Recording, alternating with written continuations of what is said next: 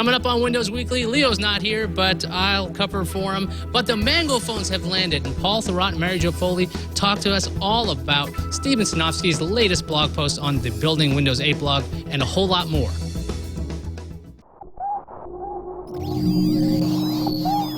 Netcasts you love. From people you trust. This is TWiT. Bandwidth for Windows Weekly is provided by Cachefly at CACHEFLY.com. This is Windows Weekly with Paul Thurrott and Mary Jo Foley, episode 224, recorded September 1st, 2011. Build it, and they will come. This episode of Windows Weekly is brought to you by Gazelle, the easy way to sell or recycle your used gadgets, and Newegg.com, the place on the internet to shop for tech. Gazelle it today and receive a gift card from Newegg at newegg.com/trade. And by Audible. To download a free audiobook of your choice, go to audible.com/windows. And by Netflix. Watch thousands of TV episodes and movies on your PC, Mac, iPad, iPhone, or Windows Phone instantly, all streamed directly to you, saving you time, money, and hassle. For your free 30-day trial, go to netflix.com/twit. Welcome to Windows Weekly. I am obviously Leo Laporte's understudy. Iyaz Akhtar, and this is the show where we talk about Microsoft, Windows, and everything to do with Redmond, you know, that little-known place where Microsoft basically built the entire thing. And we are here, of course, with Paul Thurrott of SuperSite, and there he is. How did you pronounce your name? I still pronounce it Iyaz. Are you sure that's correct? I'm pretty sure. It's not usually how it's pronounced, but that's how I pronounce it. Okay. And how do you pronounce that? Powell? Yeah, exactly. Is it Powell? Exactly. People always get that wrong. Yeah, that's a difficult part, not the Thurrott part. And then, of course, Mary Jo Foley is here of ZDNet, who writes all about Microsoft constantly. Yes. And these pretty much, I've seen these guys' sites for a very long time. I've been reading them all the time. So it's kind of an honor to be here with you guys. And I know I'm in good hands because you guys are here. Wow. I look forward to bursting your expectations. I'm glad that you guys are going to let me down. Let's start off. Let's talk about Windows 8, because Steven Sinofsky basically can't stop writing about Windows 8 on the Windows 8, Building Windows 8 blog. I'm going to let him write my book. I don't know. He's going to document every single little bit of it before we even get it. Is he putting bloggers out of business by just putting up everything? I mean, I'm sort of left with just opining on what he says. You know, there's not much else to add anymore. Well, there's a lack of ambiguity, and we have, of course, the Windows Explorer has a ribbon, which had people panicked. As it should. Which was kind of known, right, Paul? I mean, you and Raph figured that out. Raphael had dug out the ribbon in a very early build of Windows 8 a long time ago, and we blogged about that back in, I don't know, February, March, whatever. You know, there's a lot of kind of back and forth on this one, and I'm a little confused about my own stance on it, because I think it looks ugly and big and is wrong, but you know, I've been proven wrong on so many things like this in the past. I'm afraid to even say it that way, but I think the bigger concern I have is the one that was raised when they first showed off that start screen, where there were basically two UIs in Windows 8, and he confirmed that. You know, that there'll be the start screen and those apps that run off of that, and then there'll be the old classic Windows desktop. So in some ways, I mean, the most interesting bit, aside from your opinions about the ribbon and whatnot, is that they're actually expending some considerable effort to improve what I think of as the legacy part of Windows 8, right? The classic Windows desktop. But you know, I actually think that makes a ton of sense, because if you think about who is going to be the audience for Windows 8, it's not just people who are going to be using it on tablets, right? And a lot of the audience is going to be enterprises, and I think they're going to want the classic interface and not necessarily want the tile interface. Yeah, one of the things when Microsoft changed the Office and they just said ribbon only and forget your old keyboard shortcuts, that pretty much confused a lot of people. And Sinofsky on the blog even said, we are keeping the keyboard shortcuts. You'll be able to customize the ribbon. And he even talks about himself as a power user, obviously, being concerned about this. Do you think this is going to make people who are so used to Explorer worried, or they're going to be like, oh, this is calming because Sinofsky says it's okay? Well, first of all, nobody should be calm because he says it's okay. But from a power user perspective, I will say this. I like that the keyboard shortcuts are rampant throughout this thing, and that's something I'm going to use a lot, because I write a lot. I don't like to take my hands off the keyboard to use the mouse. That's kind of a Mac way of doing things. I like to be able to have keyboard shortcuts for everything. I tried to, in fact, let me bring up another application to do this. I also think, though, that power users are going to want to minimize the ribbon, which creates a very refined and kind of streamlined UI if you've ever used it in an application like, say, Microsoft Word or something, or one of the new Office apps. They do a nice job there of, allowing you to minimize that. Now, the one thing I can't check in Word, because it just works a little, and it doesn't work this way in Windows Live either, is whether those shortcut help keys will appear if the ribbon is minimized. If they do, and I don't think they can, that would be ideal, and I would probably just leave that thing minimized all the time. I think for the short term, though, you're going to have to leave it open just to get to know where things are and whatnot. But it's hard creating a single UI that works for everybody, and I think this is that design by committee thing that you see, and it's also a lot like that College Humor goof ad. Remember the Windows 7 thing? I designed Windows 7, and the thing that came out the end was a fire-breathing duck monster tank thing with, whatever the heck it was. I mean, isn't that sort of what this ribbon UI looks like to you? I mean, I don't recall seeing a duck monster in the ribbon, but I know there's like 208 features in there, so it's possible it's hidden. 208. Could be in there. Something like that. Yeah. So yeah, I mean, as a non-power user representing the everyday people here, I still think I would use the classic UI a lot, especially on a laptop that's not a touch laptop and something I'm using with a keyboard and a mouse. Like, why would I want to navigate through the tiles with my mouse? Well, because if you've used something like, say, Windows Media Center, which is kind of an interesting precedent for this, where it was originally designed for a hand control, a remote control. Yep. It's the same sort of interface where, they designed it for this thing first, but it also works really well with the keyboard and the mouse. And one thing Microsoft found with Media Center was that most people were, in fact, using it with a keyboard and the mouse. And over time, they added a bunch of keyboard shortcuts and other things to make it easier for those people. Obviously, with this new start screen and those new UIs that have come out, I mean, all the new stuff is going to be designed for that new UI, not for the classic UI. So right. There'll be some great new app that comes out that you're going to want to use, and you're going to kind of have to do it regardless of what kind of computer you have. So I think this time around, the difference is that, unlike with Media Center, this will be designed for that from the get-go. That they know going in that a lot of people are going to have to use mouse and keyboard. And they've tried to be very explicit about this, but people still get this wrong. In my comment section the other day, it was driving me kind of crazy how many people were coming in saying, I don't want to use a touch interface. I don't want to touch my 30-inch screen. It's like, guys, you can't, so it's not going to magically enable that, but you don't have to. It's not touch only. It's not even touch. It's touch first, meaning they designed it with this so that it would work, but it works with these other things too. And I think that's part of the problem with the classic UI is that when you look at that ribbon, a lot of those little buttons and controls, the little commands in there are very small. They're going to be very hard to tap with a finger. But you think the ribbon is actually small? I mean, compared to the old option bar, just the text, I think the ribbon just seems huge. It actually seems really good for a touch interface. I mean, the individual commands. The ribbon is huge. I don't remember the exact number, but I was watching an Apple video from the WWDC, and they were talking about designing for multi-touch. And one of the bits of advice they have for people is, because a lot of developers coming to these things have never developed for multi-touch before, of course, because it's still a fairly new paradigm.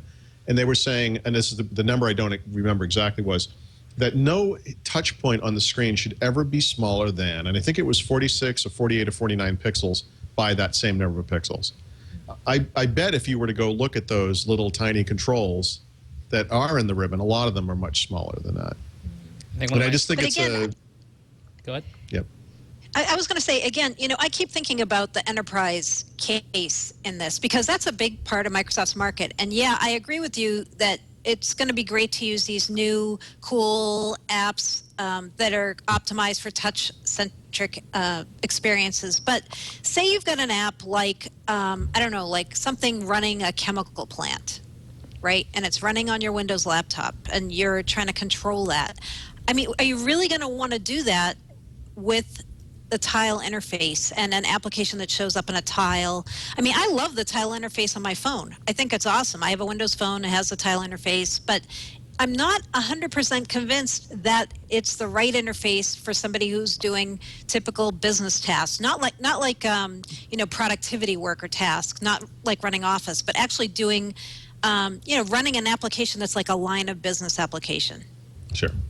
Well, the one thing we don't see, because we've only seen very simple examples, are what those new apps are going to look like, right? So when Microsoft showed off the start screen, obviously the start screen is a big component of what they showed off, but the other bit of it is the apps, and they showed a few sample apps. I think there was a weather app, a video player app, there was a Twitter app, and a couple of other things.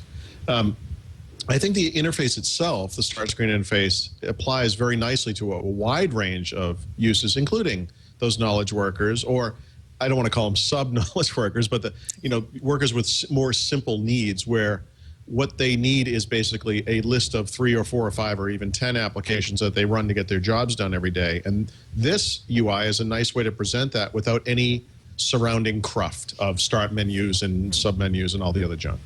As far as designing applications that look beautiful, that's something that has to come. I mean, this year, Microsoft just released a developer tool aimed at IT workers at great cost. I want to say at $300 a pop, where they can design these sort of database-backed Windows native applications that aren't necessarily particularly forward-leaning looking or anything like that. I mean, something like that could be very easily retargeted at this kind of HTML5 UI that Microsoft's talking about too. So, yep. And there's no reason you can't run legacy apps off of that. So if you need Word or Outlook or whatever it is off of, that start screen, a classic version of it, that obviously works fine too. So yeah. I think it's a wait and see kind of thing. It's a definitely wait and see kind of thing. And the one thing in Sanofsky's blog post this week that really kind of got me perplexed, and a few other people I saw on Twitter too, one of the many things, but he said the way it's going to work is if you're running the classic, if you want to run the classic app, it's kind of like you load it and it's not always loaded, right, on Windows? It's like an app. He said something like it doesn't, it works like an app more than an operating system. Right, Windows 8 is not, the full desktop is not supposed to be running in the background, eating up resources. I mean, isn't that just really more about when it's running on tablets, so that way it's not constantly running in the background, because that would just eat up battery power like crazy. It'd be like the UMPC Part 2. Well, I think it might be an issue of semantics. One of the criticisms of this start screen that happened right away was that people said this is like a thing on top of a thing. It's like a shell sitting on top of the old Windows, and that was a criticism meant to demean this UI, that it was just anyone could write a shell that sits on top of Windows. So it's the big deal. So I think what he's trying to say is no. Windows is a subsystem here. That it's the old Windows desktop. What I got out of that is that reminded me of the way Apple handled the classic Mac OS when Mac OS 10 first came out. That thing was, they didn't ever call it an app, but it was basically an app. It was a self-contained environment in which you could run those older Mac apps. That thing, to the system, had to have appeared identically to any other Mac OS 10 app. Nice choice, by the way, on that. Yeah, that's exactly what it looked like. So that to me is what that suggests. And I have to say, from the perspective of backwards compatibility, where Windows is finally moving forward at maybe a more rapid clip, and if this new environment that they have that we think of as the start screen is in fact the basis of a new platform that will take Windows forward, maybe that isn't such a horrible way to treat the legacy stuff, assuming the performance is there and it just works and all that kind of stuff. Who cares what the actual technical separation of these things is, really? As long as everything just works. Even downgrading the tile interface as it's just a shell. It's Microsoft shell, so it's going to work really well together, as opposed to, I don't know if you ever played with something like, I think it's called Lightstep, all kinds of different managers you could do for Windows instead if you didn't like the way things looked. I think this is a great move, actually, to have that tile interface, because I was talking about this on TNT. When they introduced Media Center, when Microsoft introduced Media Center, it was kind of an application you kind of can find it, but to the point now, people don't even know it exists. By putting the tile interface front and center, people will actually use this thing, or they'll decide, this isn't for me, I'm just going to go back to the classic interface. Is there someone literally sitting at the ready to find a video clip of anything that's discussed? Yes. It's our keywords, right? It's fairly impressive. We have a robot, we've named him Alex. And he does all the great work you're seeing there on the B-roll. So if you're just listening to the audio only, you're missing out. Definitely check out the video version. I'm just going to start throwing out random things. If you were to do a comparison of BOS and Next Step in 1996, or Haiku, the Let's see. successor. Yeah, there was one other point worth bringing up in the blog post too, I think, for our developer listeners here. Sinofsky did say you're going to be able to use all the same tools that you currently use in writing Windows 8 apps. He just kind of threw that in there as a reference, a passing reference. But it's good for developers who are worried to hear that, right? Yeah. So so there's a lot there though, because I know. Obviously Microsoft has Visual Studio, which I don't think anyone expected they wouldn't be using Visual Studio. The problem is if you look at their web developer tools, all of a sudden it gets all over the map, right? Because there's expression stuff, there's web matrix stuff. You know, they have these toolkits that are designed to, you apply stuff on top of Iyaz and it does like a complete install for you. There's a lot of developer tools there. Right. Light switch that you were just talking about, right? And then there's also Silverlight and XNA for people who are developing for the phone. They're wondering, can we do that for Windows 8 also? Yeah, there's a lot of tools. So, but he did say you're going to be able to use the tools and technologies you're used to write apps. And I think that was kind of like a throwaway for the .NET community too, right? Saying we're not going to pull the rug out. Hopefully. Now that makes me wonder. Mary Jo, you might have some perspective on this. We've talked in the past about how Build is a Windows team show, and that previously the shows were owned by other groups at Microsoft. And one of the weird things about Windows is that it seems like over time, a lot of the development stuff that typically would have been handled by the tools group or the server and tools division or whatever it's called now, it seems like it has moved into Windows.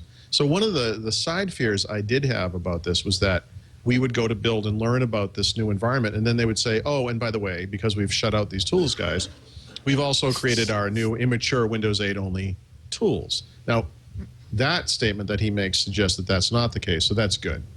It is. It is good. And, earlier this summer there was a leak where somebody found a memo that said the XAML team was being moved, kind of split up, and half of it moved to Windows and half of it moved to the Xbox division.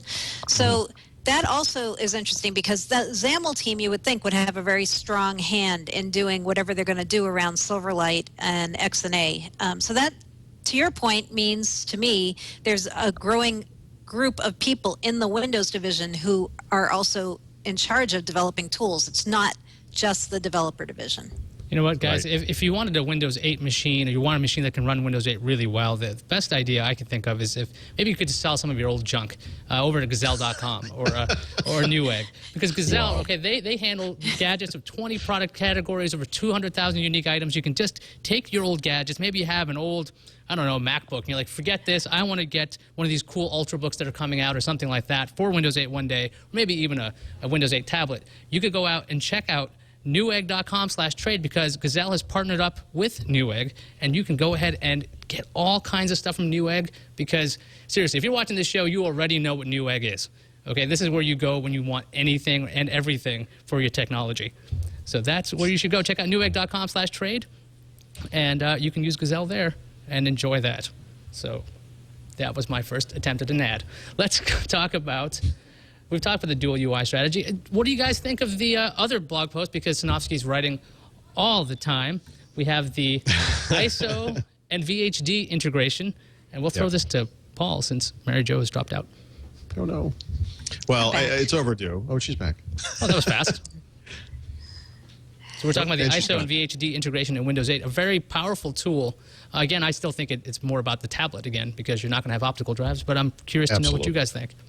No, I think that's right, and it will give people a way. I don't think these tools are mainstream yet, but obviously you can rip DVDs. You can also copy the contents of a DVD into an ISO file, and then use that, to play off of a driveless or optical driveless machine. So, Microsoft already has a way to install the Windows OS onto devices without using an optical drive. Using USB media, like Apple just implemented for Lion as well.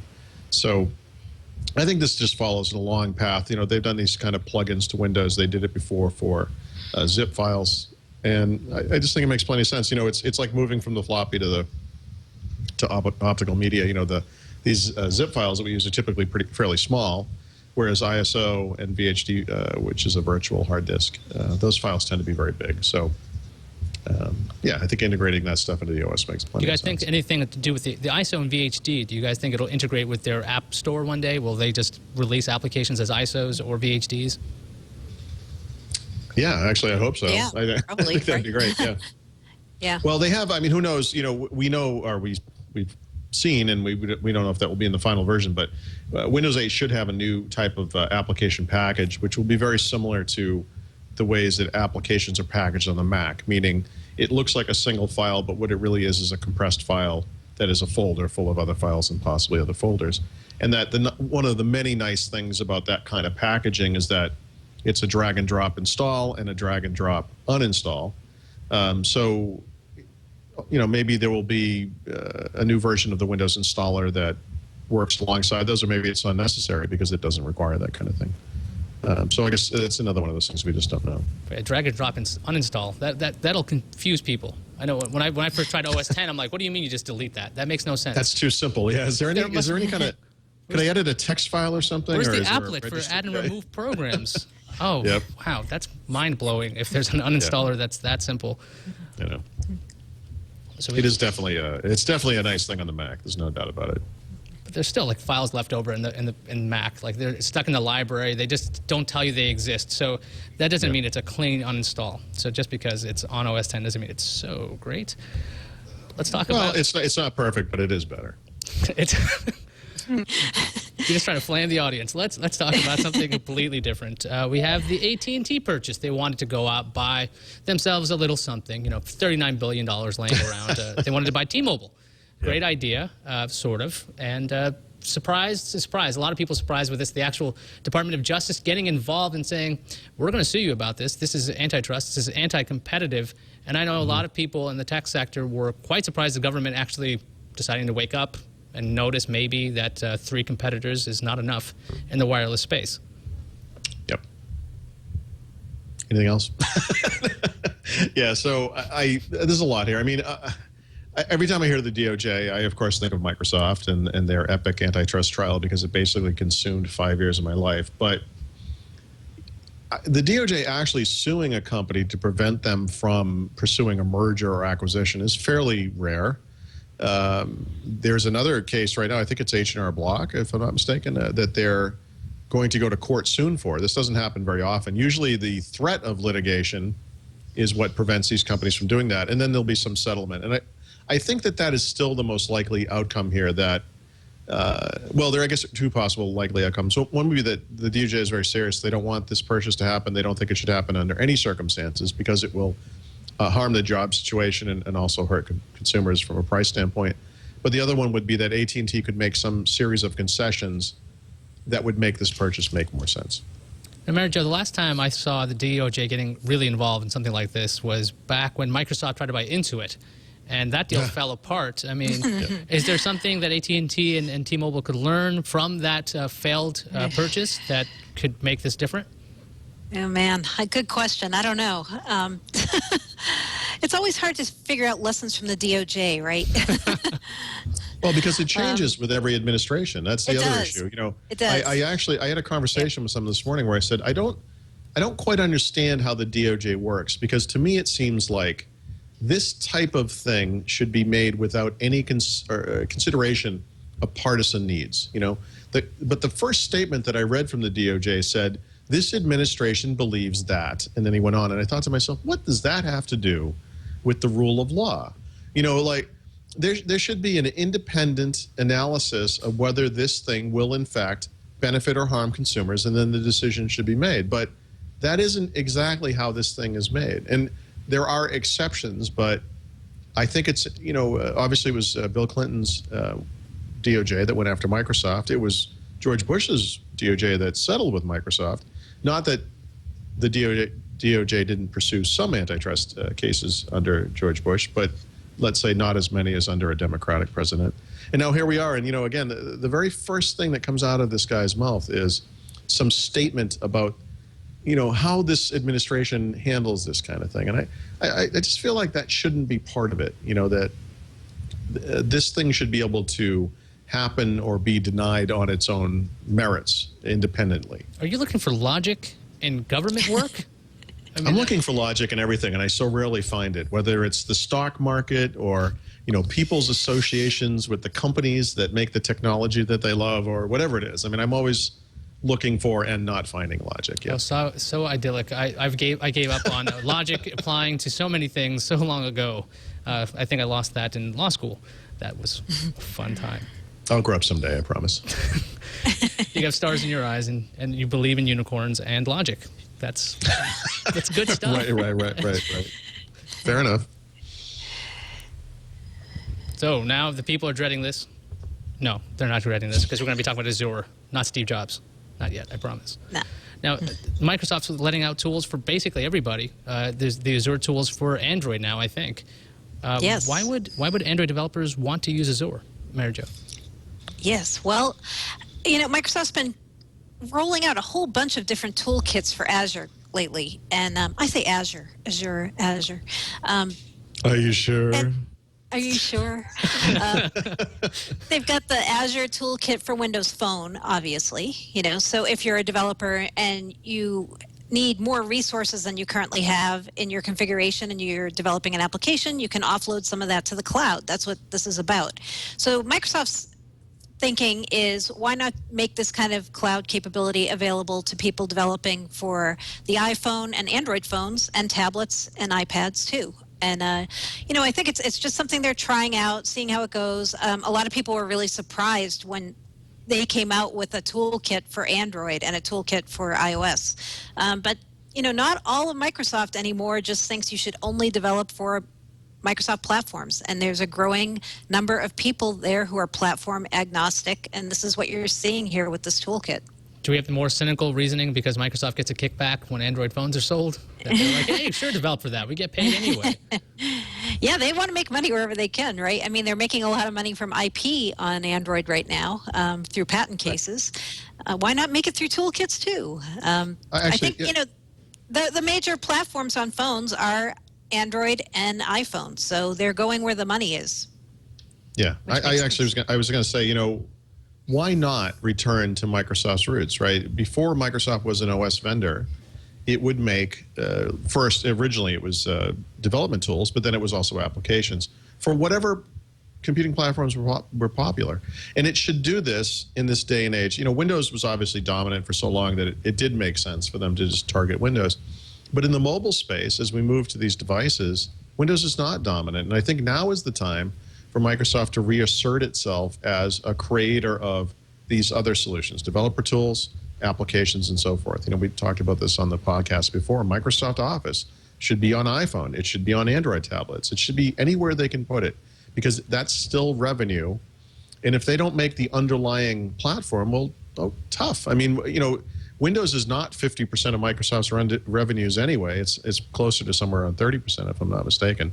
And there's no reason that they can't make up the slack in the mobile space by just doing what it always did, which was, release all these other things on what other platforms people are choosing. That doesn't harm Microsoft in any way. It's a benefit. Do you think the Android developers... Go ahead. No, I was just going to say, plus they really do need to kickstart Azure. I mean, the uptake on Azure has been kind of a wait-and-see approach, and I think anything they can do at all to get new kinds of developers interested in trying out their cloud, they're going to try it. I'm possibly borderline idiotic, but I mean, Azure is hard to understand, at a very basic general level, that this notion of an operating system, some sort of a pseudo version of Windows Server that exists in the cloud is not hard to imagine, but the details of it are fairly difficult. And I remember when they announced this at whatever show that was, I sat through the presentation, the keynote or whatever, and had no idea what they were talking about. And then right after, they had an hour-long presentation just for Azure. And I went and I sat in that, and I took notes studiously, as I always do. And then the guy said, do you have any questions? And I said, yeah, I have no idea what you just said. I didn't understand anything. I didn't get it. And I still have a hard time. I mean, again, basically and conceptually, I can sort of understand it. But I have to think that Azure is something that, is like cloud computing was a few years ago, where people just didn't get it, didn't see the benefit of it. Why is this different from what we have? And why would I want to do this? And, I think it's going to require a lot of education and time. Are they trying any big PR blasts to get Android developers on their side? I mean, I would think that people that are making apps for Android would be hesitant, at least, in using Microsoft products. Well, except that spiritually, Android is in many ways the next version of the PC, isn't it? I mean, it's that cancerous platform that's going to destroy whatever Apple's making at the time. I mean, you know, there are some similarities there, you have to admit. Well, that's. I'm sure there's a 1,000 Android users out there who are just like, what did he just say? It's based on Linux. Okay, it is based on Linux, but I don't mean it that way. I mean in the sense that by opening this thing up and making it the open platform that anyone can sell, Android is in many ways doing to the mobile world what Windows did to the PC world. You're definitely right. Anybody can make an app and put it on Android versus going through a walled garden. Right.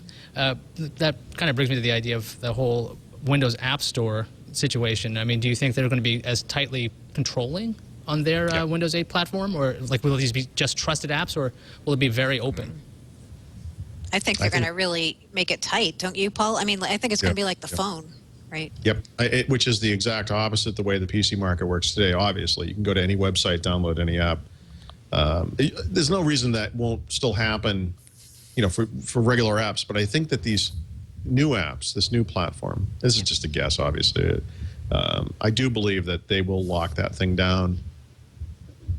Oh, you don't have to guess. You can break NDAs right here, right? No. I'm guessing. I am guessing. Break. We don't. Yeah. Talk to me in a week, and we'll. 1 week. Okay. Yeah. Okay. Next week is going to be one interesting episode of Windows Weekly. This week, not so much. This week. Okay. Well, yeah, you got the right host for that. So, so we have some turnover at Microsoft. Apparently, some churn. They're losing some employees, some top guys. Let's see, who do we have lost? We've lost here. I've lost the guy's name. Simon Watts and Lee Nachman. Wait. Obviously, household names because I don't remember them. Right. I can tell you know who they are. But okay, so here's why I wanted to talk about this. And yes, they're not household names to everyday Windows consumers. Simon Watts is a really long-time Microsoft guy who runs enterprise sales, which is a big deal for Microsoft, obviously. And Lee Nachman is a guy who Microsoft got from IBM. He was a real long-time IBMer, 26 years. He worked in the Rational division. He did a lot with Eclipse. So he's very well known in the development community, and Microsoft hired him to work on their identity platform. So, you know, here's two guys, both corporate VPs, and both bolting now. And the interesting part about the now is, as of September, Microsoft is kind of changing its compensation and review system because they realize their stock is stuck where it's been forever, and they want to make it more interesting and compelling for employees to stay. So they're giving them more cash now and less stock. So here we go, like, you know, here's your big incentive plan, and right off the bat, two long-time guys from Microsoft bolt. The question is, you know, why? What's up with it? What's going on? And, you know, is this incentive plan that they're instituting that's being written up widely on the mini Microsoft blog? If you go there, there's like 600 comments with people talking about this new compensation plan. Some really love it, some hate it, some think it's going to do nothing to keep Microsoft employees from jumping to other companies. Some think it will help. It's just a very interesting time right now with Microsoft because you didn't always see people at the corporate VP level and higher, you know, architects and tech fellows and distinguished engineers jumping ship like this. So it's an interesting time and interesting to see what's going to happen next there. Aside from the Ponzi-like nature of the new Microsoft compensation plan, I guess I always kind of thought of Microsoft in the post-boom years as being that kind of, you know, safe and secure job, right? That people could go there, they could work 9 to 5. They would never come in on weekends and work long hours anymore. And they would get great benefits and they would get paid, and that would be the extent of it. And if I had to guess, I would say that a lot of the reason we're seeing these people leaving now is because they look out at the industry and they realize that that kind of internet boom stuff that we thought was a one-time deal in the early 2000s is happening again. But it's not happening at Microsoft. And that it can't happen at Microsoft because it's just too mature and old of a company. And that they want, you know, ultimately, I mean, what's in the hearts of these people is they want to be part of that stuff, you know, because I think that's the reason they're in the industry to begin with. You know, they see this excitement happening elsewhere. Yep, I Not agree. with it. Especially for some of the newer and younger employees, people who haven't been with Microsoft that long. They see Google hiring in Seattle, they see Facebook hiring in Seattle, Netflix. They've got a lot of opportunities. But what's curious is like what's happening with the old guard, because both of these guys who left this week are longtime Microsoft vets, and you can look at it two ways. You can say this is positive because it's time for new blood, time to bring new people in, get new people in management. Or you can say, wow, what do they know that nobody else knows, and they're bolting. Yeah, and where's this new blood? Our industry is so strange. I mean, we've moved on from the IBM, HP, Microsofts of the world to, for a while, Apple, Google, and so forth. And today it's like, these up and coming tech companies are like, Facebook, obviously, but, Netflix and Amazon.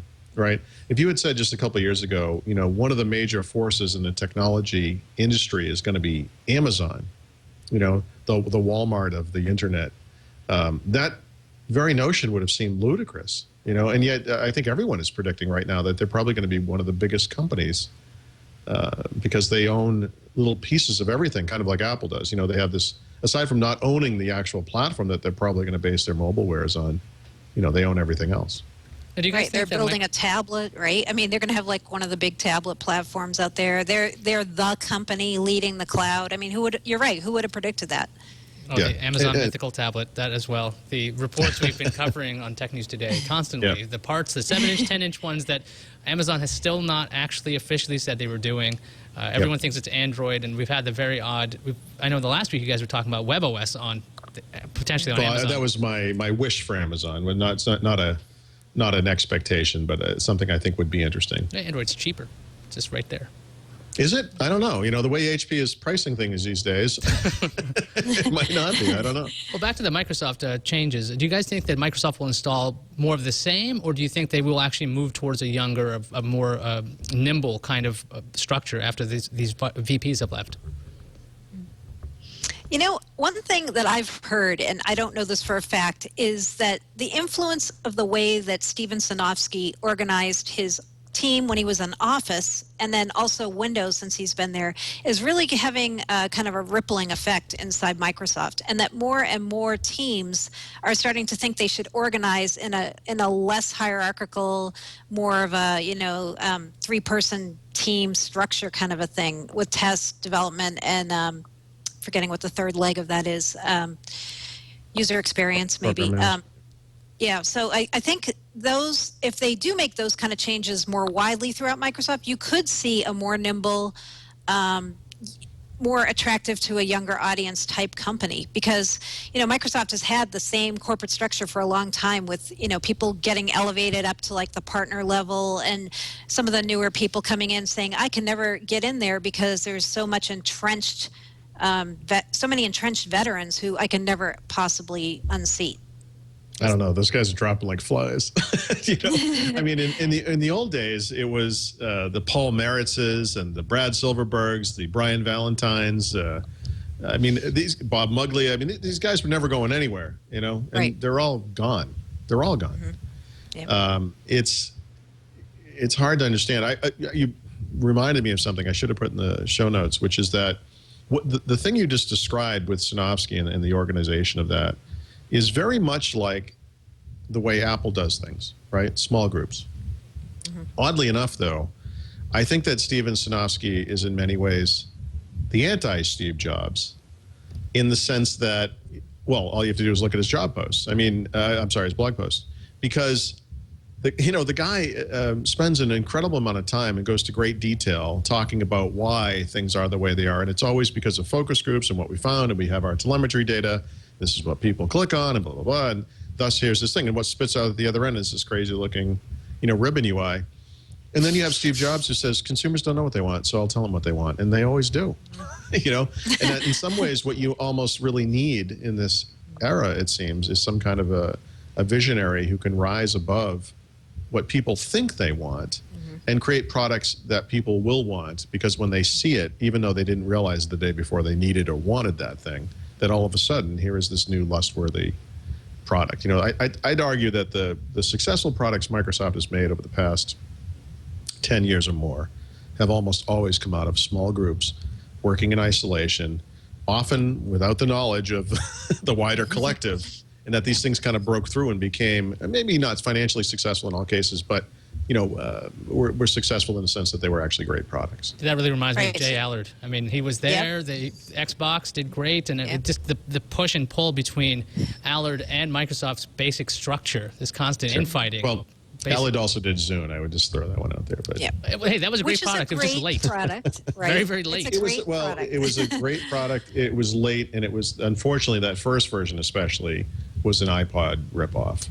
Oh, yeah, the they always Toshiba had branded this, one, or the Toshiba made one. That one was the brown one, yeah. That one was They always had this one thing. We were joking about squirting earlier about the one thing that they had that the iPod didn't. Over time, the Zune, I would say, separated itself from the pack, from the iPod essentially, through its software. That the Zune PC software became excellent, and then with the Zune HD, which of course morphed into Windows Phone, they arrived at a UI that made a lot of sense for touch devices, which is far more beautiful and usable, I think, than anything that Apple's ever made, iPod, iPhone, whatever. But I think there are. Sorry. Don't cry. Don't cry. Zune is okay. It's okay. Zune. There are pockets. Hold on. Thank you. Getting The worked vodka up. is delicious. No, there are pockets at Microsoft that are trying to kind of recreate that Jay Allard magic. The garage. The garage that they've been talking about. Anyone? Wait, they have a garage on the campus? They have this thing in Building 4. They actually are like they rebuilt Building 4 on the Microsoft campus, and they built this thing called the Garage. And this is a place where employees can come if they have an idea, they don't really know how to instrument it and build it, and they don't even know if it has any potential, but they can show it to people who work at Microsoft, and they can say, hey, you know what, this team's doing this, and you should talk to them. Or there's this guy who knows this. Maybe you should show them your idea and see if it's worth pursuing and building and incubating. So they know they need to do this, and they have some kind of a structure for doing it. It's just going to be a wait and see thing to see if these projects permeate up like the Xbox.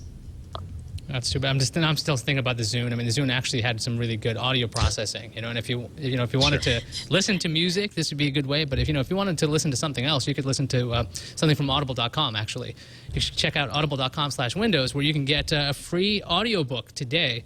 And I've gotten to listen to plenty of stuff, including 4-Hour Work Week, which unfortunately is not 4 hours. It's actually a lot longer to listen to.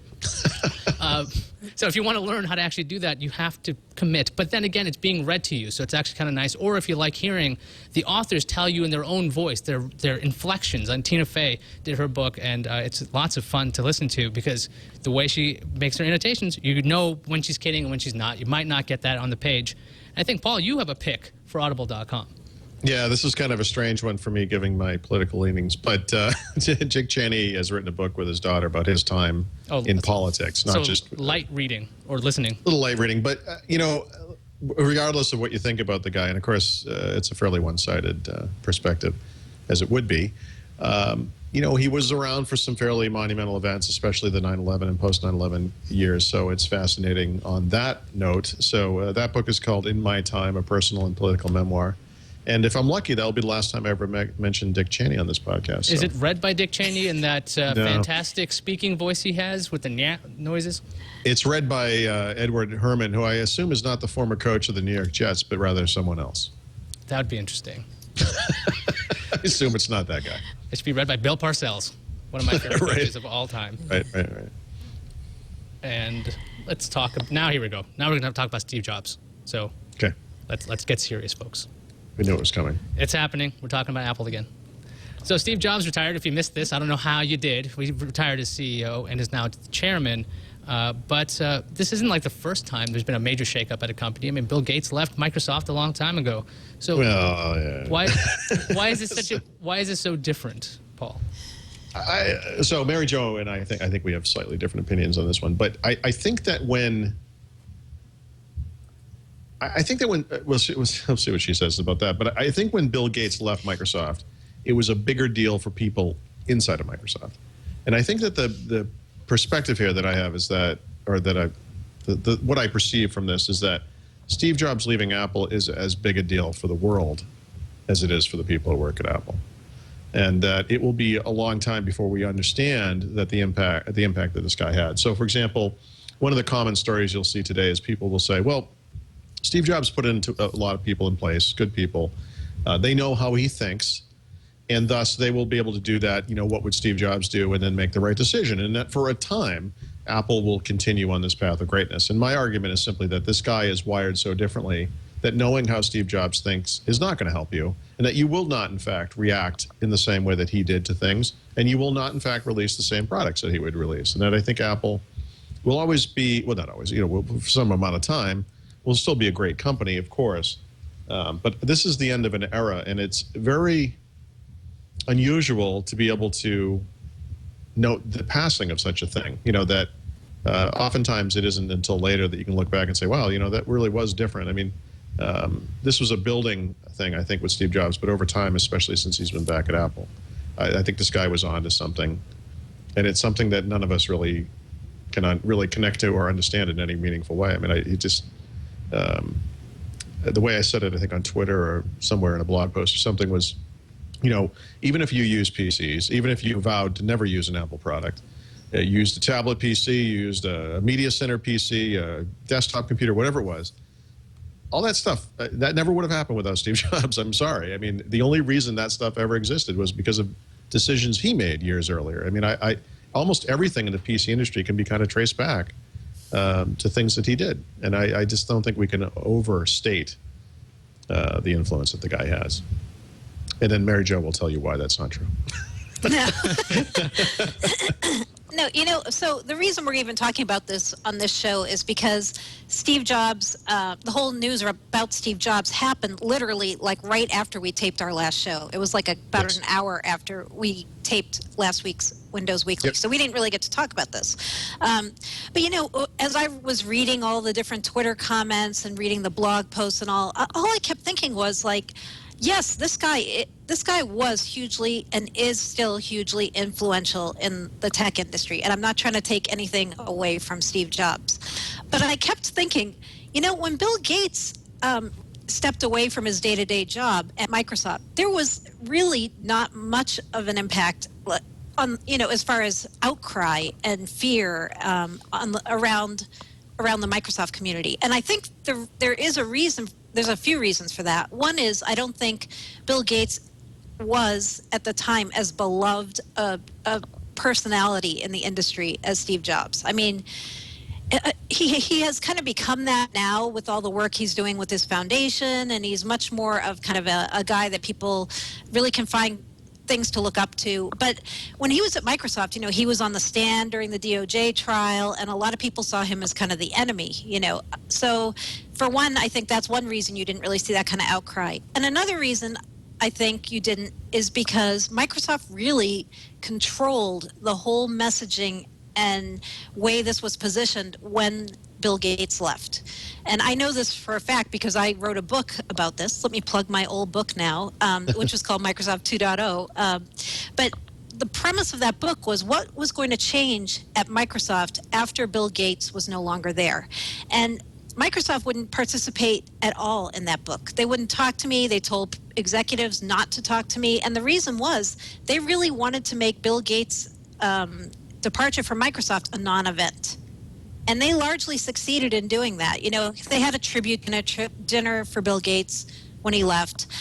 They made a funny video of his last day at Microsoft. But they really kind of diffused that whole situation and made people think, oh, it's not going to be that different and things aren't really going to change. And if you look back now, I'd argue things changed a lot after Bill Gates left. I mean, there's been a real change at Microsoft in terms of what kinds of people are valued there, geeks versus suits, and who has the power there, who kind of how decisions are made and what products are killed, what products are kept. I think you can trace a lot of that back to when Bill Gates passed the torch. Even with Ray Ozzie leaving, now there's like this void at Microsoft for somebody who is the tech visionary at the company. Like if you think, who is the Steve Jobs of Microsoft? There isn't really somebody I can think of who is that person. Right. Can you, Paul? I mean, I just don't. No, there's nobody kidding. There's nobody even like that, right? Right. Jay Allard arguably supplied that role, for a time in some ways. I mean, I've seen little peaks of things over the years. I remember when I first, Hillel Cooperman, who lasted about 15 minutes at Microsoft, was the guy on stage who did the user experience stuff at at PDC 2003. And I thought, well, here's a guy who has some charisma and possibly, but then he was gone in a flash, and or guys like Joe Belfiore possibly, but these are all kind of mini-me versions of Steve Jobs, right? I mean, none of these guys really, or Bill Gates, I mean, they don't really rise to that level in any way. So looking at Microsoft now, no. I was going to say, and Gates and Jobs, a lot of people put them together and say they were the leaders, the thought leaders of the tech industry for the last however many years. But they're actually very different people. I mean, Bill Gates was a tech visionary, and I would say Steve Jobs was a design visionary. And I'm not saying that in a pejorative way at all. But I'm saying it was two really different sets of kind of emphases between those two people. I mean, Bill Gates was thinking about, like cloud computing and the impact of multiprocessing on computing. And Steve Jobs was thinking more like, should the letter O in the Google logo be yellow? Or I mean, I know I'm making light of it. No, actually, no, you're not. You're right. And both of those companies had the same motto, essentially. It amounted to a computer on every desk. Apple had a different way of saying it, but they had the same motto in the early 1980s. They both wanted to sell computers to everybody. Bill Gates looked at it like it was as a business. And so the way you sell a computer to everyone is you make them cheap and you make them commoditized, and Microsoft software is running on all of them, and beautiful. And the Steve Jobs philosophy was the best product will win. And we won't release this thing until it's ready and until it's beautiful and perfect the way I think it should be. Completely different philosophies, but the same goal.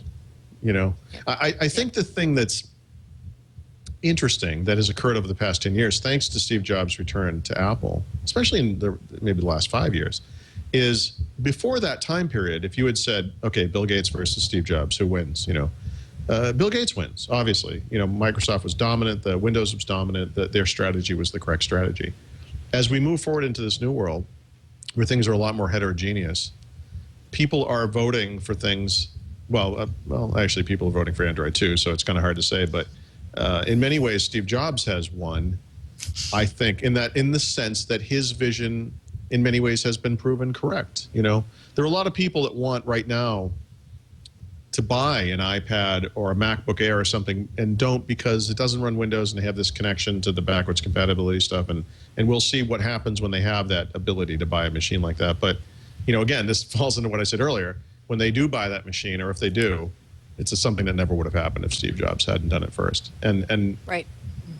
You have to, I mean, Steve Jobs exceeded the PC industry in many ways, and went beyond it. And I think that's what's particularly incredible about the guy. And one of the big differences just between the two companies is the corporate structure. I mean, Microsoft is very, very structured, and Apple is very much everyone or everything goes through Steve Jobs. And that's a big difference. And that's why I think that this is felt so differently between the two changes. That and basically Bill Gates decided to leave on his own with no weird clouds around him on that one. But then again, people keep acting as if Steve Jobs is not a part of Apple any further. He also became chairman. I think that's what Bill Gates did too. He became chairman for a while. Did. Right. So I mean, it's not like he still is. Yep. Well, but I'm not sure those roles are analogous. Before Steve Jobs got kicked out of Apple in 1985 or 6, he became chairman too, and it was sent off to Siberia, as they called it. Yeah. I think this role is honorary. I don't, unfortunately and sadly, I believe that this guy is perhaps diminished to the point where he's not going to have the same kind of day-to-day ability to influence Apple like he did. And I think that's the sad bit to this. He obviously is a fairly young guy, and could have contributed for decades more. And that's too bad. That's too bad. Yeah. And I think another point why the impacts are, I think, being felt so differently comes back to this whole consumerization of IT trend, right? Like, everybody can relate to an iPad. Everybody can relate to an iPod. Everybody can relate to, a PC. But Microsoft does a lot of things that are beyond those markets. Things like clustered servers. It's hard to get warm and fuzzy and feel like, ooh, clustered servers, right? It's a real different kind of a thing. I mean, when Bill Gates left, it had a big impact on all parts of Microsoft. But when Steve Jobs left, it felt like you were kind of losing your design consultant and your main guy on your PC and your consumer electronics devices. And you have a more personal relationship with those than you probably do, unless you're somebody very special with your HPC cluster. Sure. No doubt about it. No doubt. Your cluster servers don't keep you warm. I mean, with all the exhaust. I quite like. I think actually those rooms are chilled to a horrible degree. Microsoft tried to actually present it somewhere an idea where you could heat your homes with servers in your basement. So yes, they did. I was like, that's actually a pretty good idea. If you're going to be using really hot computers or creating a lot of heat, why not heat a house? Yeah. So the Apple solution to that problem would be, why do the computers warm things? In other words, they look at this, they say, wow, these computers are really hot. Maybe we could warm a house with it. Apple would say, yeah, we're not going to make hot computers. No, they would say, we don't make hot computers. What you are feeling is not heat. Because I had the first MacBook Pros, and they were hot. They were very, very hot. So I don't know about that. Nice aluminum, great texture for heat. Nice conductor of heat. Yeah, it's fantastic. I mean, you might want to throw back there on the old Apple, the original Apple of a wood computer, so the heat does not transfer as well. It just seems So we have picks. I think we're really early for picks. Software picks from Paul. Seems self-serving though for us. What could it be? Well, no, but this one was not made by us. So Dimitri Layalin has made a new version of his TWiT application for Windows Phone, and if you're familiar with this, it's a great app. And the new version has a bunch of new features. I listed some of them in the show notes, but basically it allows you to pick up where you left off. If you're watching a show, you can watch the live feed, so it's possible people are actually using that app to watch this show live as it's occurring, which is pretty cool. And then it takes advantage of new features with tiles, so you can do the auto updating on the live tile, and as new shows are added to the list, they'll automatically propagate out to the live tile. So definitely take a look at that. That's a great app. We have a Windows Phone device right here, brought to me by our extraordinary producer. I'm looking for the camera behind me somewhere because I'm usually not at this desk. There we go. And here you can see the application. Look at this.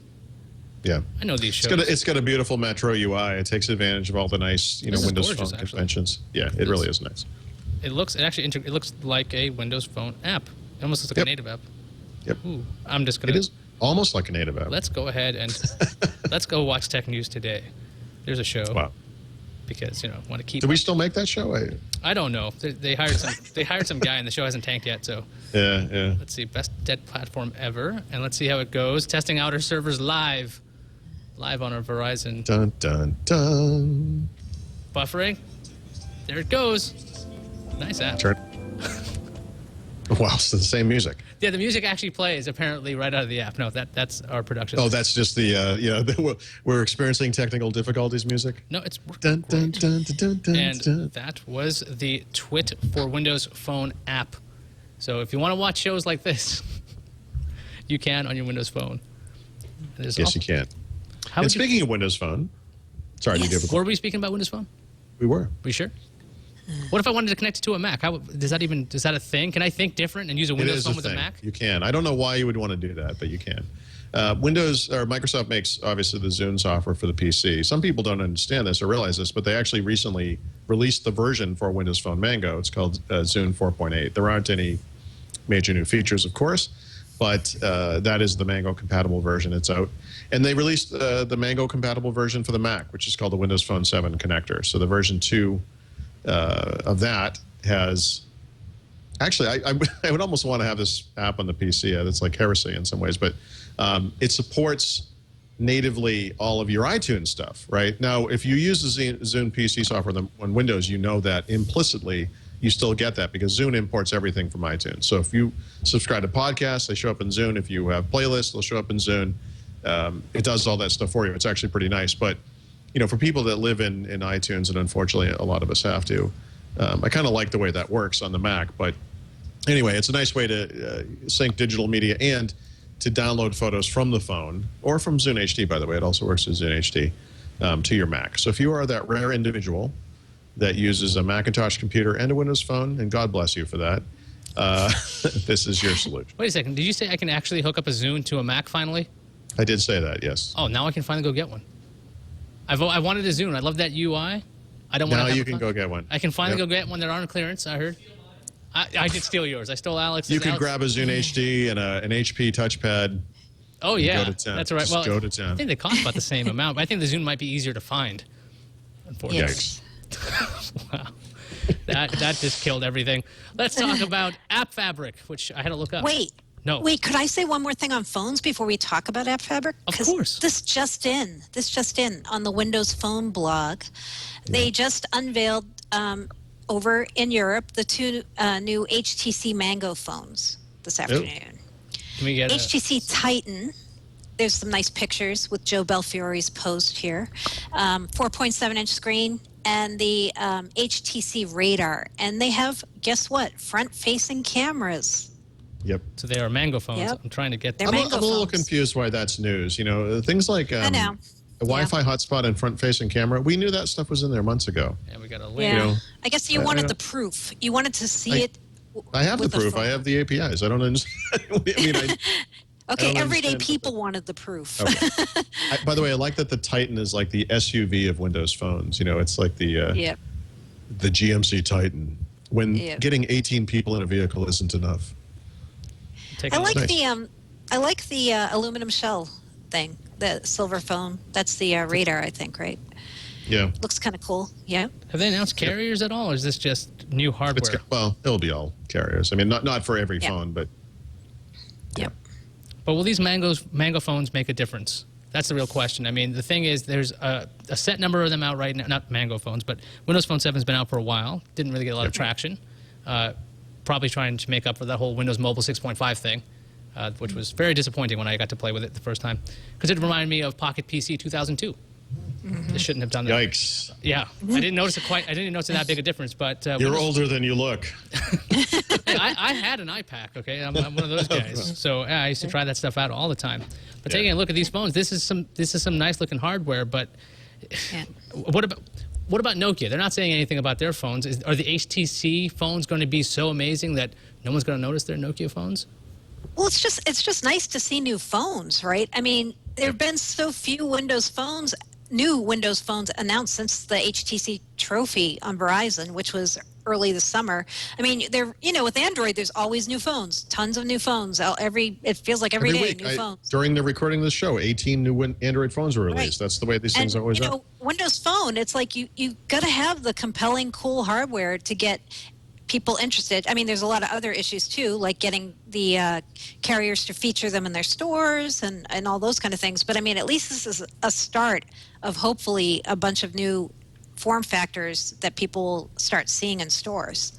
Well, Paul, what you said sounded like a disease. Every 6 seconds, an Android phone is released. Exactly. Only you can stop this spread. These look nice. I'm just curious about. Yep. Are they going to have enough traction? Because this is a really innovative platform. What I've noticed, one of the favorite things for Windows Phone for me was when I saw it, it's not a copy. It's not like Android and iOS, very similar when Android came out originally. But Windows Phone 7's got some really interesting ways to put information in your And by the way, and not just different to be different, but different like it was actually thought out, and they felt like this was the better way to do it. And I think that's what I appreciate about it. It's not just different to be different, right? It's better in many ways. I like just all the information up front and center instead of having to go in and out of things. Yep. But they don't make. I was really just annoyed that they didn't call it Windows Mobile, because I wanted like another non-connected device, like a Wi-Fi only device, because I'm not a contract guy. Don't like contracts. Sure. So now shall we talk about App Fabric? Yes, we should. And so first, I'm going to tell you why I wanted to talk about the App Fabric as the enterprise pick of the week. And Paul, since he says how confusing Azure is, this will just reinforce your view on this. But okay, so the reason I'm talking about App Fabric, which I'm going to tell you more about in a minute, is I've been hearing more and more tips that day 2 of build is going to be about Azure. So I was going to say, Yeah. So I'm sorry. So, sorry. I I heard was that just going to say, yeah. So I'm Go sorry ahead. to interrupt. I heard it was going to be server, but one thing I also forgot to put in the show notes is: have you noticed the new server and cloud website that Microsoft has? If you go to Yes, look for I have. information on their server stuff, it goes to a new site. Actually, it might even be called Cloud and Server. I forget how they organize it. I wonder Yeah, if I think that's so. not, in fact, that's probably not coincidental. Sorry. Not coincidental, because I've been compiling a list of the speakers for Build as I've been kind of stumbling onto blogs where people put up a little badge saying, "Hey, I'm speaking at Build. I can't tell you what I'm going to talk about, but I am speaking there." And a lot of these people who have this badge are Azure people, Azure technical evangelists, Azure tools people. So I'm more and more certain Azure is going to be big at Build. And since Build is a show for developers, a big recurring word you're going to hear a lot is going to be App Fabric. Okay, so what is App Fabric? This is why it's confusing. There's two things both called App Fabric, and one is the Windows Azure App Fabric, and that's a collection of developer services like the Access Control Service, the Service Bus, caching, and integration, things that people use when they're building, especially enterprise apps that are going to be hosted on Windows Azure. But there's another thing also called App Fabric, Windows Server App Fabric. And this is not exactly the same thing as Azure App Fabric, in spite of the fact that they have the same name. Windows Server App Fabric also has some hosting services and caching services, but it's more geared towards on-premises and private cloud kinds of scenarios. So it's just something to be aware of as we go into Build, because I think we're going to hear a lot more about App Fabric and new enhancements to App Fabric and why you should care as a developer about App Fabric. Keep that word in the back of your mind. So since there are going to be so many developers there, will they actually understand what's going on with Yes, Azure? they will. Or is it going to be the same? Yes. I don't get it. No, a lot of more and more developers, I think, are starting to get Azure. They're playing with developer accounts on Azure and kind of figuring out, like Paul said earlier, it's Windows Server in the cloud. That is what it is. And, the reason to really want to know and learn about it if you are a developer is if you look at what Microsoft's doing, advances that are coming out on Windows Server, they're coming out first on Azure. So if you want to see what's likely to be added to Windows Server or new features that will come to Windows Server, you should look at Windows Azure for your clues. So it's like military technology. You just wait for it to trickle down to the consumer Exactly. version. Okay, so we should be Right. staring at servers for the future. Yes, The way to and go. now at Microsoft, if you look at the org chart, back to the org chart again, the cloud team and the server team are one team on Windows Server. There isn't like a cloud team and a server team. It's one. They're combined. So you can kind of think that through and say, so they're developing things that are going to show up in the cloud first and then trickle down, like you're saying, to Windows Server on premises. So, when Microsoft talks about Windows Server 8 at Build, which I'm pretty sure they will also, you can kind of look back at Azure and say, yeah, that's where they pioneered some of these kinds of things with App Fabric and some of the other services they're going to be announcing, I bet. If you want to, cloud's really nice for things like even keeping your movies there. Like Netflix.com/TWiT. You can try out Netflix. If you've never tried this before, I don't know where you've been living. You probably don't know that Steve Jobs retired, and you probably don't know about Windows 8. But Netflix is a great way to get movies, and they serve video instantly to you on so many devices. Basically, you have to go out of your way to find a device that doesn't work with Netflix at this point. It runs on the iPhone, Android phones, I think one Android tablet right now. Of course, it runs on Windows, Xbox 360, Roku, anything you could think of. You can get it at Netflix. And if you go to Netflix.com/TWiT, you'll get a free 30-day trial. 30 days. You can stream all kinds of television shows, watch documentaries, watch some movies, whatever you want. It's right there. You can go, look, they have Futurama and Mad Men. Right there, for 30 days, you're set. You can just watch that all day. That's actually what I've been watching. I've been watching a lot of Mad Men recently and watching the beautiful stylings of that AMC show that's coming back next year. But you can get all caught up because most of the seasons are on there. You guys watching anything on Netflix? I did watch some of Mad Men on Netflix. I can't remember if the whole thing was on there, but I got the rest of it via DVD, I think. That's also right. Battlestar Galactica, the entire series. And there's a lot of Star Trek on there. So if you, maybe you watched the J.J. Abrams movie a while ago and you're like, hey, what's this based on? Yeah. If for some reason, if you're very young and you have no idea what's going on, you can watch the original series right there and the Next Generation. And I've been told the Next Generation Season 1 is actually astonishingly bad. It's worse than people remember. Definitely watch it. It might be better. Absolutely as bad as I remembered. I can tell you that. Apparently the acting, not so good. It's sad. But definitely, it's good up there. You can watch it whenever you want. Again, go to netflix.com/twit for your free 30-day trial of Netflix. Watch instantly. Watch thousands of movies. Thousands. It might be almost millions at this point. Lots of stuff on netflix.com. And so we have the codename pick of the week. Yes, and I thought this was an appropriate one given what we've been talking about on this show. The codename of the week is Windows 8. And a lot of people don't realize this, but Windows 8 is still just a code name at this point.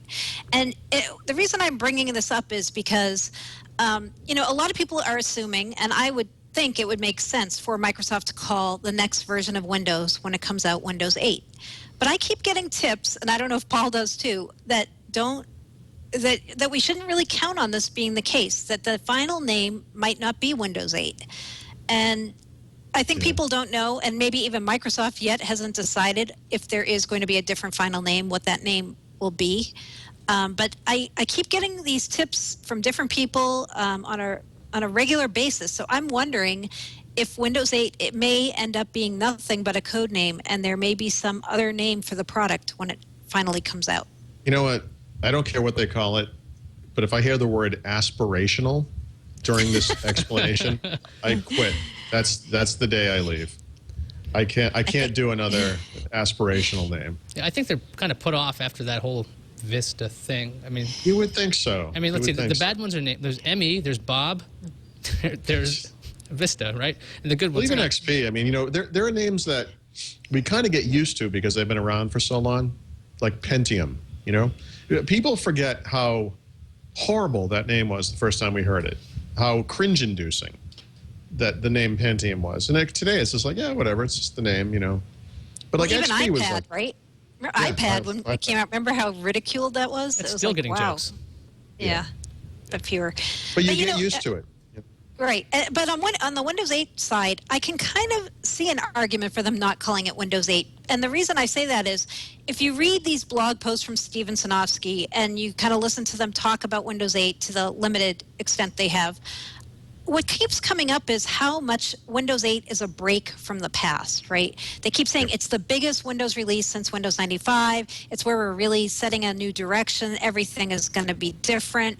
So how do you indicate that to consumers? If they see Windows 7 and then Windows 8, it's like, oh yeah, just another point release of Windows, right? But if you name it something else, I don't know what would make a good name, but if you name it something else, it kind of signifies from a marketing and advertising standpoint, this is different. Does that go back to the crazy rumor they'll drop Windows and just call it 8? Yeah. I mean, that's been a weird rumor that's been floating around that Windows, the name would be killed. I'm not sure why they would do that. Microsoft 8? Like that's how they would just call it 8. I mean, that's the only other way to do a large break, right? It would just be either you can't call it 8 or somebody in the chat room's actually got a good idea calling it Windows Metro. It's like, they're using that UI everywhere. Why not just call it that? Yeah, they're so invested in the Windows name now. I mean, to the point where they called Windows Phone, right? I mean, I don't know. Well, if they do that, we have to change the name of the show. So don't do it, Microsoft. Exactly.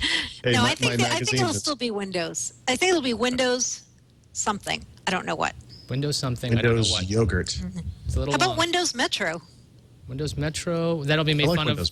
Windows Metrosexual will be the joke. By the way, as far as Metro goes, that last post, if you notice the way he described it, he didn't say this UI is called Metro. He said this is a Metro style UI. Metro being the UI from Windows Phone. I mean, he actually sought in some ways to differentiate it. That it's of the same. It's not even a UI though, right? Isn't it like the philosophy? But it's right. The design language. They're so. It's such a. Can you imagine Steve Jobs talking about design language? I mean, going on and on about it. Like we were influenced by this and this and blah blah. Steve Jobs would just say, "We made this because it's beautiful." That's all. And people would nod their heads and say, "Yeah, it is beautiful, and we want one. Thank you for making it." Not here's a wall with pictures of all the things that we love. Like here's a picture of a subway token from Paris, and here's a, they have all these, influences, right? Rather than just, things that are authentic are things that you make for real, not things that you, steal from someone else. I mean, like, I don't know. I found that whole Metro vibe to be a little odd, but I do like the UI. So you're saying they shouldn't even explain themselves. They should just be very vague. If Microsoft says anything, it's, we did it because say, look at this. Isn't it beautiful? It is beautiful. It's and by the way, pretty. it works great. Yeah, it works great. So they basically... They oversell it. They talk too much. It's like they're just, it's like when you're a liar and you have to keep talking and talking and talking to overcome the lie, and then eventually you get caught up in the lie because you talk too much. They talk too much about it. Like, here are all the, this is why it's okay, and look at that, we have this, blah, blah, blah, and look at, here's the subway, and they go on and on and on, and it's like, yeah, okay, guys, can we see the UI, please? Like they talk about it a lot, and I just find that a little odd. All they really need to do is take a Windows 8 slate and leave it in a bar, and everything else will just fall into place. Just so happen to have a quad-core Windows 8 slate. Exactly. That they showed off, Samsung. actually. Missed that. Samsung just came out with that Windows 7 tablet. Do you guys think that's a little strange that they would introduce that now instead of waiting for 8? There's so much pent up to me. You could run 8 on it, right? In theory, because they've already said that the specs for 8 are going to be the same or less requirements. But what are the specs of the tablet? Because one of the things they were very explicit about for some reason was that this thing needed to be 1366 by 768 or higher. Otherwise, you can't do multitask. You can't do the screen sharing, 2 apps at the same time thing. A lot of the slates I'm seeing today are 1280 by 800, which is not that resolution. And thus, technically, they shouldn't work. Not that they won't work at all, but that they won't have the ability to run 2 apps side by side, which I think is something people would want.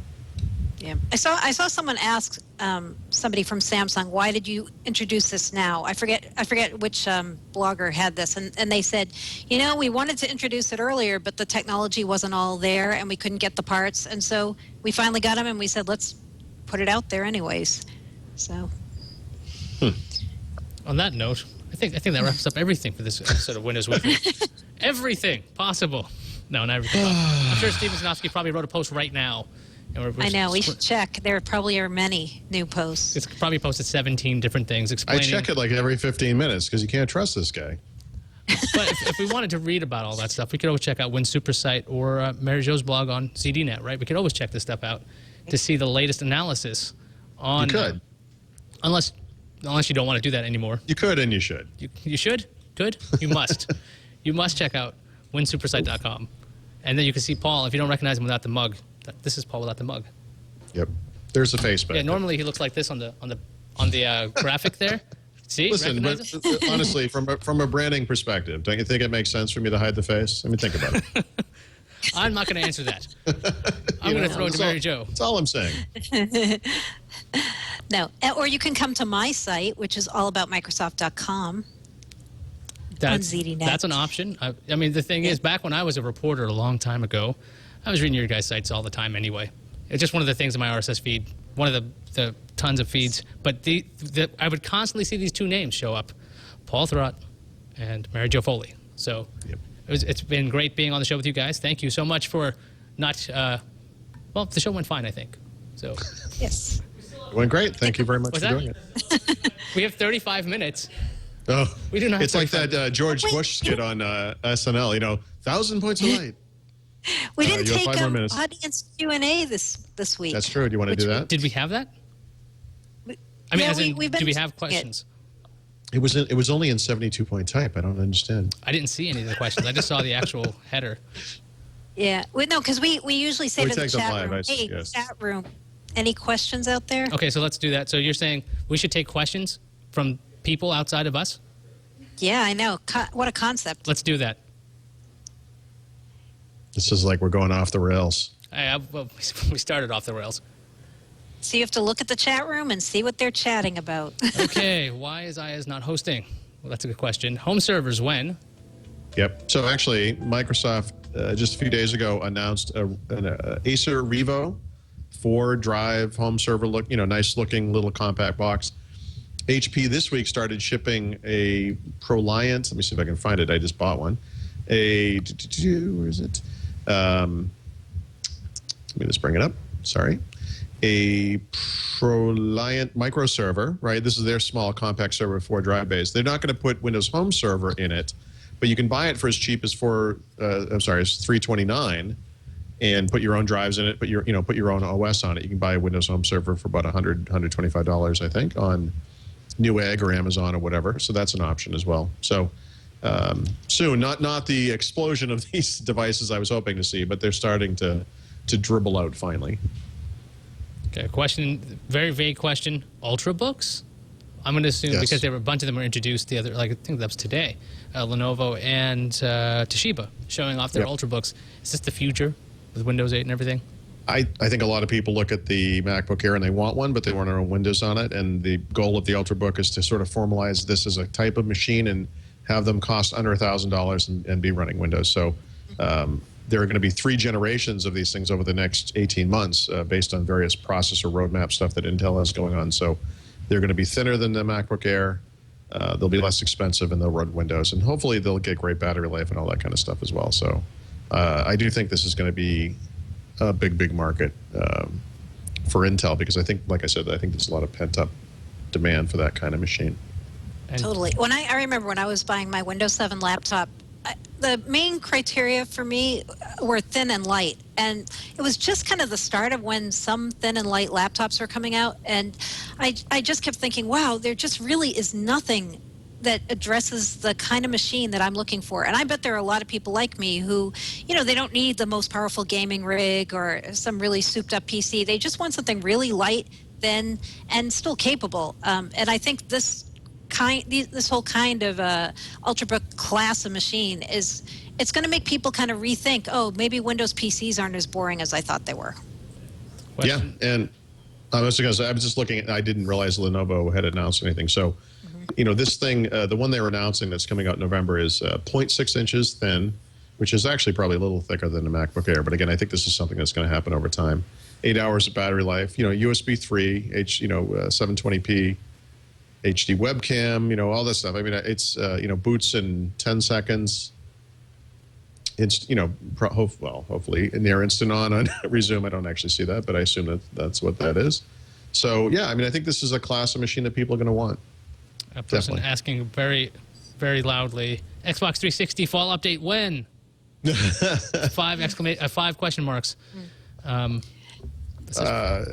is going to milk the 360 as long as they can because it was so expensive to develop and is probably still making up the cost of that, as is the PS3 for Sony, right? So it behooves these companies, if they're acceptable to the marketplace, to keep them there for as long as possible. So Microsoft has spoken, if I'm not mistaken, about either an 8 or a 10-year life cycle. And I want to say that they must have just passed the 5-year mark. So I think what they were saying was that we've just hit the halfway point. I think that's a little. But they also have the dashboard update coming, quote, this fall, right? Which, Yep. I'm wondering, again, if that's going to be something we hear about at Build. And the reason Yep. I'm thinking that could be timed with that is because they are, I'm sure, going to talk about the 3 screens message again, phone, TV, and PC. And the TV message is all about the Xbox now. And I think we're going to maybe hear there more about the Xbox TV service, the live TV services, and how that works with Windows 8. And part of the reason I think they're going to talk about that at Build is they're going to have to say something about Media Center and the future. Either there is a future for it in Windows or there isn't. And if there isn't, what's kind of the upgrade path and the next step for people who want that kind of functionality? And I think the answer will be tied in with the Xbox dashboard update. Yeah, I do too. And I think there might be an extensibility model that will allow developers to create applications for this new UI that could possibly work on all 3 of those screen platforms, the phone, Windows, and Xbox, or at the very least be easy to port between them. They already have some cross-platform developer tools through XNA and so forth. I mean, there's no reason, especially if they're moving to HTML like they say they are, that they couldn't do that for all 3 of those platforms as well. So that might be something interesting and would, I think, be a logical topic for Build as well. Do you think And it would be a great time, too, to talk about Silverlight on the Xbox if that still is happening, which I think Yep. it is. I mean, it looks like Microsoft's really unifying all their UIs in general. I mean, the Windows Phone 7, the new tiles on Windows 8, and Xbox, they're all kind of feeling the same. Yeah. I mean, is this a good thing? Will people actually associate that with a nice positive feel for Microsoft? It's a good thing if it's a good UI. You know, I mean, I think before we saw this, the notion that you could make one UI that would work well on a phone, on a full-fledged computer, and out in your HD TV with a remote control was ludicrous. But then you see this thing and you think, well, actually, maybe that could work. So we need to see more. I mean, we've really only scratched the surface of what's possible, but I do think they might have hit that sweet spot. And I think I do think this is a UI that scales across all of those different usage scenarios. I think it makes sense in a server room for a dashboard that you would have up on a server that gives you the temperature of the machine and the status of this and the error log and all that stuff. I mean, I do believe that this is a UI that scales. So I guess we'll have to wait and see if that's the case. Any more questions, listeners?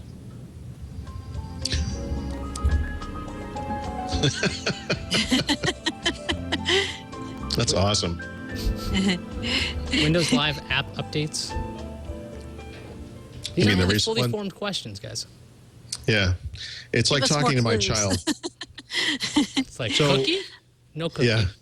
Actually, Maybe they the mean most Windows Live Wave 5, perhaps? or do they mean the recent updates that have occurred? Because there have been I some. didn't weird- realize the question and answer part was so difficult, as in, like, we have to interpret what these questions mean.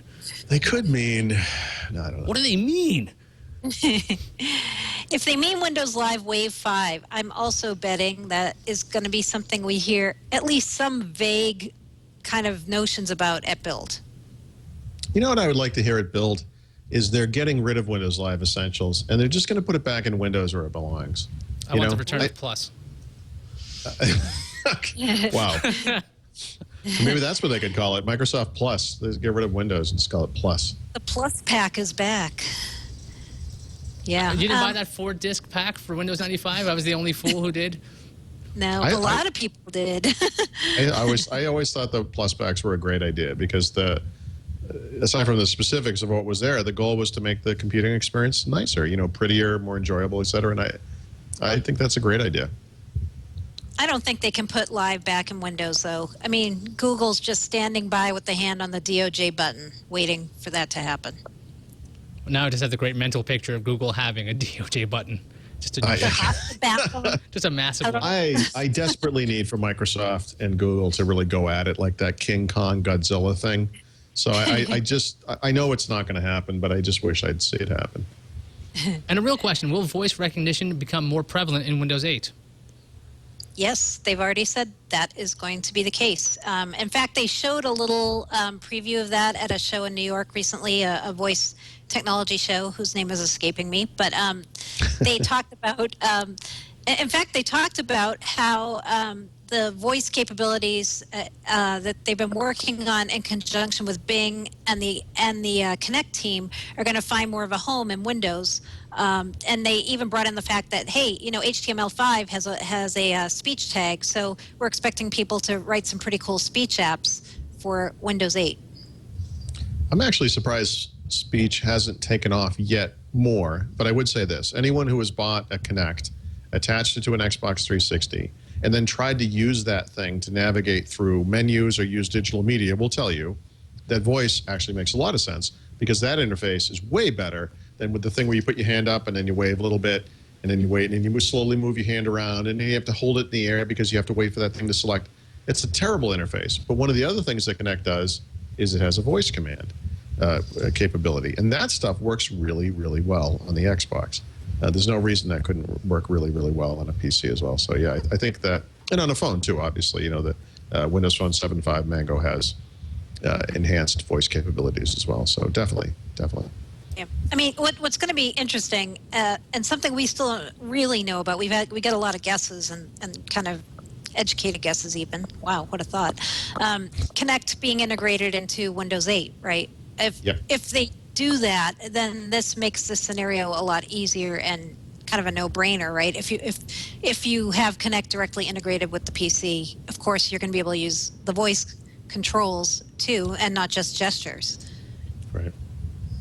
Okay, I think that does it for question and answer time. even though I missed the giant 72-point font. And I'm going to thank you guys again. Paul at winsupersite.com. And any other sites you want to just throw out there? Maybe people want to follow you on Twitter or bother you some other ways? Well, I'm on Twitter, twitter.com/Thurrott. But most of my stuff, I have a Windows Phone blog as well, windowsphonesecrets.com. But most everything I do goes through the SuperSite, so that's pretty much the central clearinghouse, as it were. And you guys both do books. You guys make like these paper-bound things. Well, we don't write enough every day, so clearly sometimes what we need to do is write more for other things. That's how that happens. Speak for yourself on that one. My book career is over. It's over. Oh, okay. I was gonna say, But I hated writing a book. It's totally not my cup. Mary Jo. Well, go ahead. oh, that's exactly. If you're used to writing and having it just appear, writing for a book is the worst. It's the Yes. worst.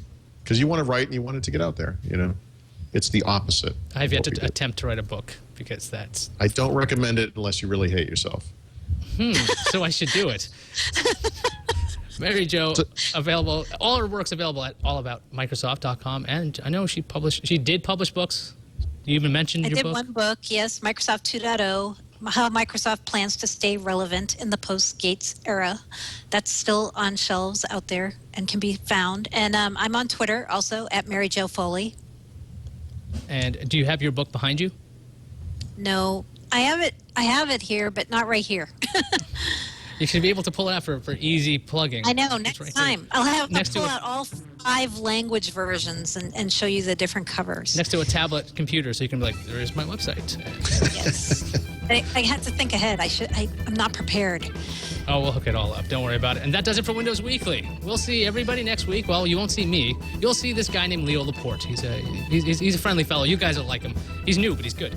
So thanks, everybody. He's the future.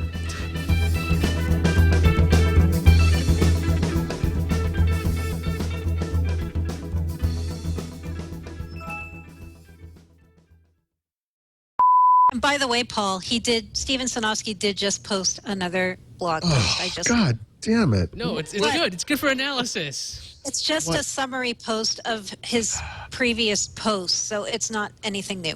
A summary post Cover of his... now. Yeah. Let's take a look at the building. Yeah, yesterday blogs.msdn.com was down. That was fun. Yep. It's like, that's really useful. Reflecting on our... Oh, jeez. Oh, that's good. Were they reflecting on their user interface Reflecting morals? on the reflection Wait. of the first 2 posts. It's part 1. So there's more to this. I'm telling you, this guy, he's a robot. I don't know how he does this. Maybe And I Steve's- do this for a living.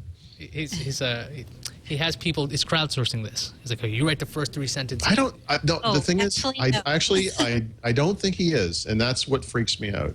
Do you think he's No. typing this on an actual computer or like on a Windows phone? Yeah, I really do. Yep. I do Yeah. too. I think it's all him. It really has the feel of him, and he said before it is him. I've received. And I love this. think I've the certainly best received is- my share of extremely warm messages telling me to ignore those trolls and fanboys. And what you're saying resonates. Wow, you should never mention the trolls. Or the You should never fanboys. listen to any criticism that doesn't agree with exactly what you thought to do. That is clearly the message. Is that what he says? Yeah. It's in there. That's a little freaky. Our telemetry says there are 5,239 fanboys. Is it? And Does they it will say all still tele- have keyboard shortcuts. For No, the we're fanboys. making up Sinofskyisms now. You can find us at fake Sinofsky on Twitter. I think See, there is a fake actually- Sinofsky. But there shouldn't be, because the truth is no one could ever write that much. No. So it would be impossible to do. Yeah. Oh boy. I'm Very just transparent. gonna curl up into a fetal position and just give up today. I can't take this anymore.